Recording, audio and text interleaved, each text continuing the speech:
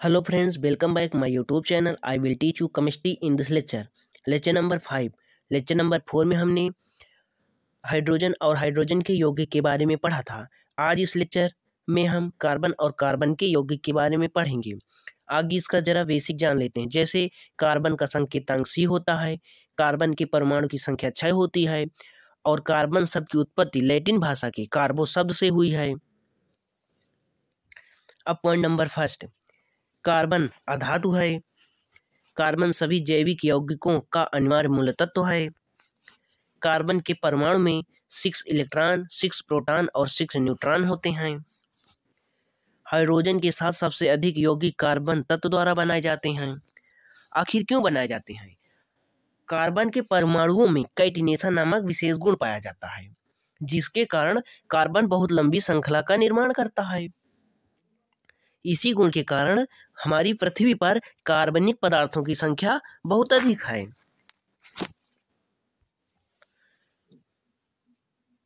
वह गुण जिसके कारण एक ही तत्व कई रूपों में पाया जाता है, अपर रूपता कहलाता है।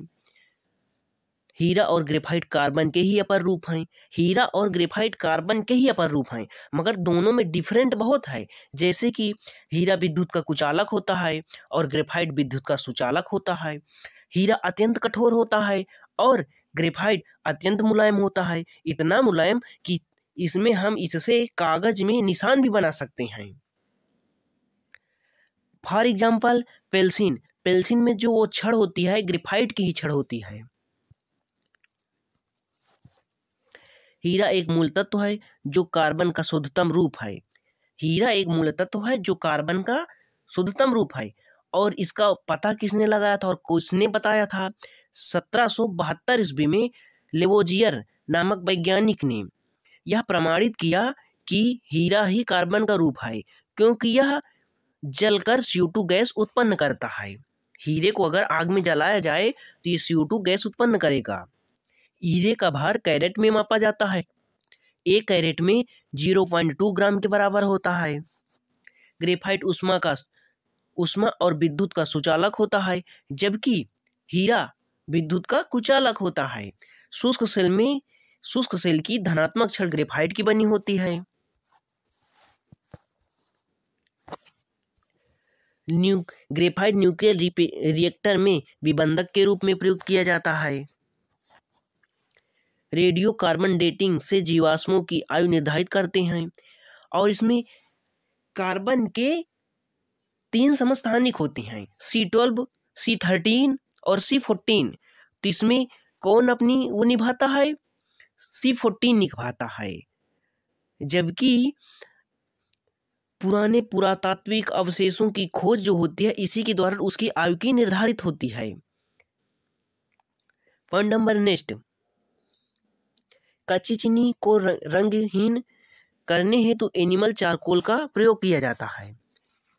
रक्त तत्व कार्बन पर जलवाष्प प्रवाहित करने पर जल गैस H2CO प्राप्त होती है। जल गैस H2CO को जल गैस कहते हैं और H2 मतलब हाइड्रोजन और CO मतलब कार्बन मोनोऑक्साइड। वह कार्बन वह तत्व है जिसमें सर्वाधिक श्रृंखला गुण पाया जाता है। क्यों पाया जाता है? कार्बन के परमाणु में कैटिनेशन नामक विशेष गुण पाया जाता है। इसी कारण हीरे का जवाहरात के रूप में उपयोग उसके अपवर्तनांक के गुण पर निर्भर करता है। उसके अपवर्तनांक के गुण पर निर्भर करता है। कार्बोरेंडम सिलिकॉन कार्बाइड का दूसरा नाम है। कार्बोरेंडम सिलिकॉन कार्बाइड का दूसरा नाम है। आपके नॉलेज के लिए हम और बता दें, सिलिकॉन कार्बाइड को कृत्रिम हीरा के नाम से भी जाना जाता है। सिलिकॉन कार्बाइड को कृत्रिम हीरा के नाम से भी जाना जाता है। सामान्य किस्म का कोयला बिटुमिनस होता है। सामान्य किस्म का जो कोयला है वो बिटुमिनस होता है। अगर हम इसमें कार्बन के अंश की बात करें तो 70 से 86% होता है बिटुमिनस में, और ये सर्वाधिक पाया जाता है। कोयला का निर्माण की प्रारंभिक अवस्था पीट कोयला है। पीट यहाँ कोयला होगा, पीट कोयला है।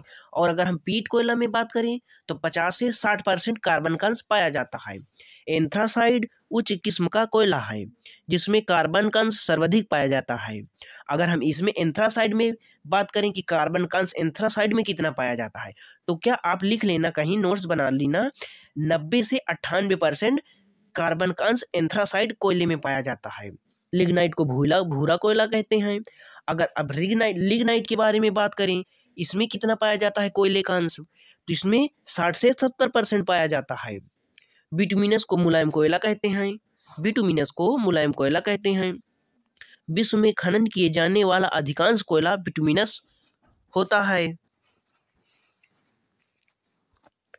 वाहनों से निकलने वाले प्रदूषक गैसों में मुख्यतः कार्बन मोनोऑक्साइड है जो कैंसर कारक भी होती है। कार्बन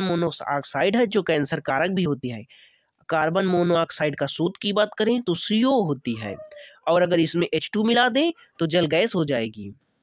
नीली ज्वाला के साथ जलने वाली गैस कार्बन मोनोऑक्साइड है। CO2 प्रकाश संश्लेषण के लिए आवश्यक है। और CO2 का उपयोग आग बुझाने के लिए भी किया जाता है। CO2 गैस जल के साथ अभिक्रिया करके कार्बोनिक अम्ल बनाती है। कार्बोनिक अम्ल शुद्ध H2CO3। बियर को भंडारित करने से पहले उसमें CO2 मिलाई जाती है। सोडा वाटर और कोल्ड ड्रिंक्स में CO2 गैस मिलाई जाती है। और CO2 प्रकाश संश्लेषण के लिए भी आवश्यक गैस है। जो पौधों में प्रकाश संश्लेषण क्रिया होती है उसमें CO2 गैस उसमें भी योगदान करती है। CO2 और मीथेन हरित ग्रह प्रभाव जिसका इंग्लिश में कहते हैं ग्रीन हाउस इफेक्ट में योगदान करती है। ग्लोबल वार्मिंग के लिए CO2 गैस उत्तरदायी है। और CO2 का नाम कार्बन डाइऑक्साइड